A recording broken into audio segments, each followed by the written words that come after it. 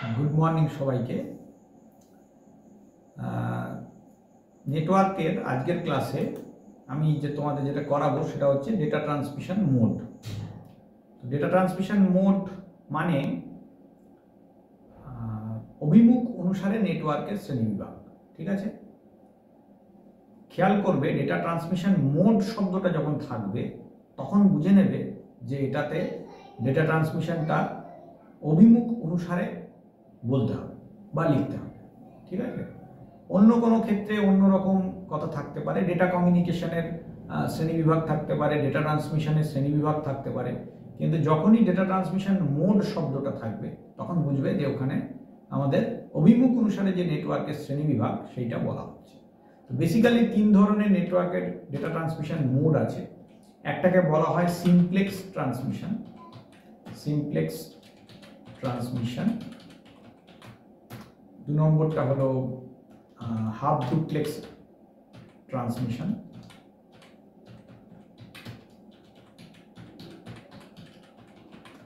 এবং তিন নম্বরটা হলো ফুল ডুপ্লেক্স ট্রান্সমিশন।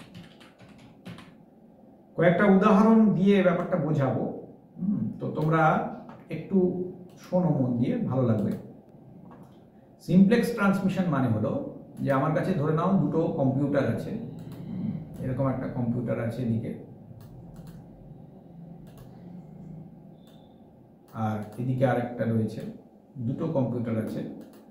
जे कम्युनिकेशन मोडे, जे ट्रांसमिशन मोडे चिरकाल सेंडारेर काछ थेके रिसिभारेर काछे डेटा जाय सेटाके बला हय सिम्प्लेक्स ट्रांसमिशन।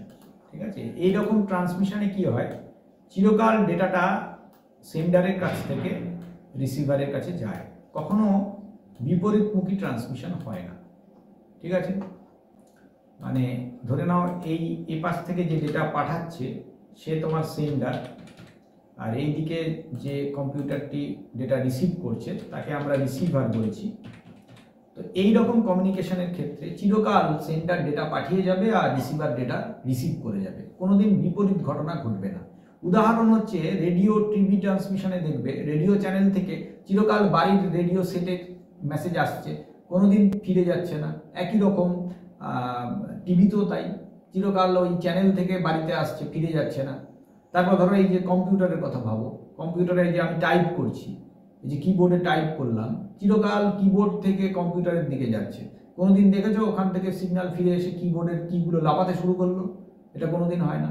একই রকম তোমার সিপিইউ থেকে মনিটরে যাচ্ছে চিরকাল সিগন্যাল, কোনোদিন মনিটর থেকে সিগন্যাল সিপিইউতে গেছে? যায় না। এগুলো সব হচ্ছে আমাদের সিমপ্লেক্স কমিউনিকেশনের উদাহরণ। বুঝতে পারলেন? আচ্ছা, এইবার আমরা চলে যাব হাফ ডুপ্লেক্সে। এটাকে আমরা ওখানে রেখে দিই, সিমপ্লেক্স ট্রান্সমিশনের মধ্যে এটাকে রেখে দিই, মানে এর চিত্রটাকে। এবার আমরা চলে যাব, এই ছবিটাকে একটু রাখি তাহলে আমাদের কাজে লাগবে।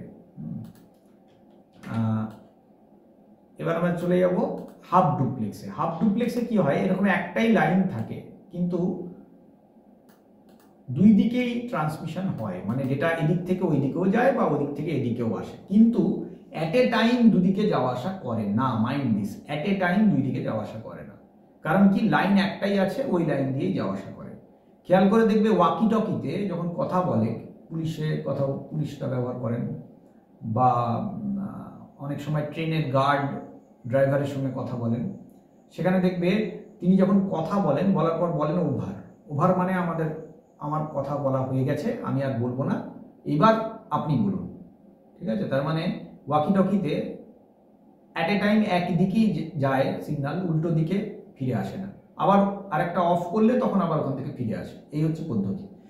তুমি আরেকটা উদাহরণ ধরো, তুমি ইন্টারনেটে ওয়েব পেজ সার্চ করছো, তো ওয়েব পেজটা তুমি যখন ওপেন করো তখন তুমি যখন ক্লিক করলে তখন কিন্তু খুলতে একটু সময় লাগে। কেন লাগে?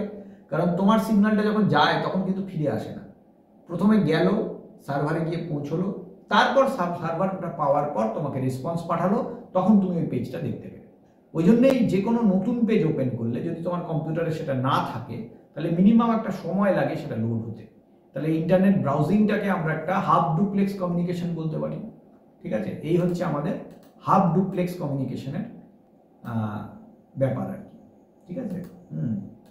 তো এবার আর যেটা পড়ে আছে নিশ্চয়ই কিছুটা বুঝে গেছো, সেটা হলো ফুল ডুপ্লেক্স কমিউনিকেশন। তাহলে আমরা এবার ফুল ডুপ্লেক্সে চলে যাব। তো এখানে আমরা হাফ ডুপ্লেক্সও রেখে দিলাম। উদাহরণগুলো নিশ্চয়ই শুনছো, ভিডিওটা যদি ঠিক মন দিয়ে শোনো তাহলে উদাহরণগুলো মনে রাখতে পারবে। আর ফুল ডুপ্লেক্সের উদাহরণটা খুব সহজ।